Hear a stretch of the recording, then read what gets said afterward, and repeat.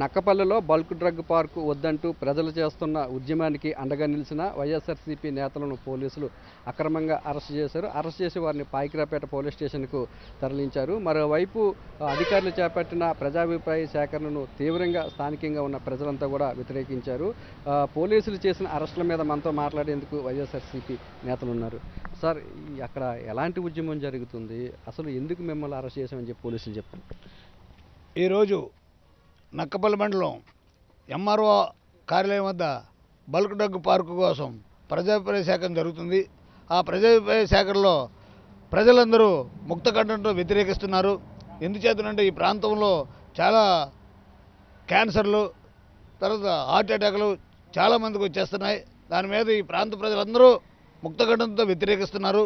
ఇదే bulk drug పార్కుని ఇతర రాష్ట్రాలు వ్యతిరేకించారు. మరియు తుని నియోజకవర్గంలో అప్పటి ప్రతిపక్ష నాయకుడైన మన యనమల రామకృష్ణరావు కూడా వ్యతిరేకించారు. ఆ వ్యతిరేకించిన దాన్ని ఈ ప్రాంతంలో పెట్టడం అన్యాయం. ఈ ప్రాంతంలో తెలుగుదేశం నాయకులు ఇక్కడ ప్రజల్ని పట్టించుకోకుండా వీళ్ళందరినీ ఏం చేద్దామనే ఉద్దేశంతో ఇక్కడ బల్క్ డ్రగ్ పార్కు పెడుతున్నారు. దీన్ని మత్స్యకారులు అలాగే ప్రజలు మొత్తం ముక్తకంఠంతో వ్యతిరేకిస్తున్నారు. ఈ ఉద్యమానికి మేము కూడా వ్యతిరేకించడం వలన మమ్మల్ని తీసుకొచ్చి ఈరోజు ఉదయం 9 గంటల నుంచి పాకిరేపేట పోలీస్ స్టేషన్ తరలించి పాకిరేపేట పోలీస్ స్టేషన్లో నిర్బంధం చేసి ఇక్కడ ఉంచారు. దీనికి అన్యాయం. ఈ బల్క్ డ్రగ్ పార్కుని అందరూ వ్యతిరేకిస్తున్నాం. చెప్పండి, ఎంత పెద్ద ఎత్తున ఉద్యమం జరగడానికి గల కారణం ఏంటనుకుంటున్నారు?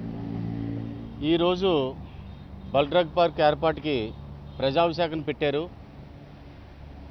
పెట్టిన ప్రజాభిషేకంలో ప్రజలు ఎవరూ లేరండి. ఓన్లీ కూటమి నాయకులకు సంబంధించిన ప్రజలు వాళ్ళే మాట్లాడి, వాళ్ళకు అనుకూలంగా మాట్లాడి, వాళ్ళకు నచ్చినట్టు మాట్లాడడం తప్ప ఈరోజు ఒకసారి వెళ్ళి చూస్తే అక్కడ రైతు అన్నవాడు ఎవడూ లేడు.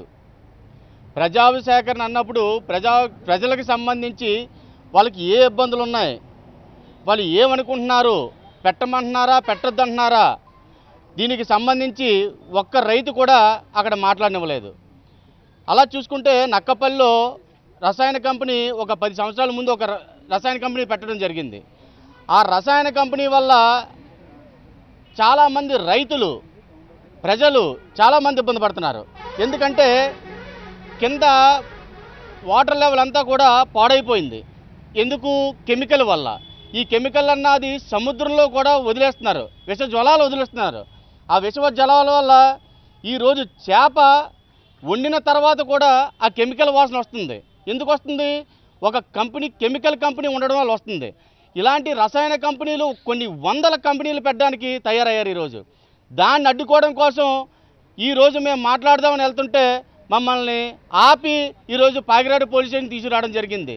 ఇలా తీసుకొచ్చినా సరే మేము రేపన్నా రోజు ఆ ప్రజాభిషేకరణ ఈరోజు జరిగిపోయినా సరే రేపన్నా రోజు మేమైతే మాత్రం ఈ బల్క్ డ్రగ్ కంపెనీలు అన్నాయి రానివ్వం, ఎట్టి బస్సులో కూడా రానివ్వం. దీన్ని విస్తృతం చేస్తుంటాం. తెలుగుదేశం పార్టీ నాయకులందరూ బల్క్ డ్రగ్ పార్కును స్వాగతిస్తున్నారు. ప్రజాభిప్రాయ సేకరణ కూడా ఇక్కడే పెట్టాలంటున్నారు. వారికి ఏం సమాధానం చెప్తారు మీరు స్థానికులుగా? ఈరోజు ఎలా ఉందంటే తెలుగుదేశం కూటమి నాయకుల పరిస్థితి, అధికారం లేనప్పుడు ఒక మాట, అధికారం ఉన్నప్పుడు ఒక మాట. ఎప్పుడో మనం తీసుకొచ్చేసామని వాళ్ళు ప్రచారం చేసుకొని స్టేజ్ మీద మాట్లాడి లేనిపోని సృష్టించి అక్కడ గొడవ అవ్వడానికి ముఖ్య కారకులు అవుతున్నారు ఇవాళ టీడీపీ కూటమి వాళ్ళు. ఒక్కసారి మీరు చెప్పిన ఎలక్షన్ ముందర మీరు చెప్పినవి ఒకసారి గుర్తు చేసుకోవాలా. మేము అధికారంలోకి వస్తే ఇక్కడ ఫ్యాక్టరీలు రానియము, ఇక్కడ ఏ రసాయనాలు రానియము, మీకు మంచిగా చేస్తాము, ప్రజలందరికీ నమ్మి ఓటేయండి, ఇలాంటివన్నీ చేస్తామని మాట ఇచ్చి ఇవాళ డైరెక్ట్గా వచ్చేసి మీకేం మంచి ఉపాధి అయిపోతుంది, మీకేం మంచి ఉద్యోగాలు వచ్చేది. ఏంటంటే ఉద్యోగం స్థానికంగా ఉన్న వాళ్ళనేమో బయటికి పంపించేసి, ఉన్న పుట్టీలు పంపించేసి ఇంకో దగ్గర పంపించేసి, అక్కడేమో మనకి ఏమీ తెలియని ఏరియాలో మనకేమో సైట్లు ఇచ్చేసి అక్కడికి చేస్తే ఏం చేయగలదు? ఒక దూడ ఉంటుందా, పెయ్యి ఉంటుందా, పాలు ఉంటుందా, మంచి ఉంటుందా, చెడు ఉంటుందా? ఇవన్నీ లేకుండా స్థానికంగా బట్టలు కట్టుకుని మీరు వెళ్ళిపోండి, మీకేం డబ్బులు ఇచ్చేస్తాం. డబ్బులు ఇచ్చేస్తే అన్నారండి. స్థానికంగా మన గుర్తింపు ఎక్కడి నుంచి వస్తుంది? ఇచ్చినారా? డబ్బులు ఇంకా పూర్తిగా ఇవ్వట్లేదండి. ఏది కూడా చాలామందికి ఇబ్బందులు పడుతున్నారు. వాళ్ళకి పూర్తిగానేమో కొంతమందికి ఇంకా భూముల తారీఖే చెట్లు చేమ ఇంకా పడట్లేదు. ఇంకా మళ్ళీనేమో కొత్తగానేమో ఏమన్నా అన్ని 600 ప్యాకేజ్ ఇస్తా అంటున్నారు. అవి కూడా ఇంక వేయలేదు. కానీ ప్రజల దగ్గర నుంచి మనం ఏ విధంగానే వీళ్ళని మొత్తం అందరినీ పాడు చేయాలా, వీళ్ళని అక్కడి నుంచి తరిమేయాలనే ఉద్దేశంతో తప్ప టీడీపీ నాయకులు చేసిన కూటమి నాయకులు ఈ రోజు అయితే ఎటువంటి ప్రజలకి అక్కడ ఉన్న రైతులకి కానీ ప్రజలకి ఎటువంటి మంచి చేయడానికి అయితే వీళ్ళు చూసుకోవట్లేదు.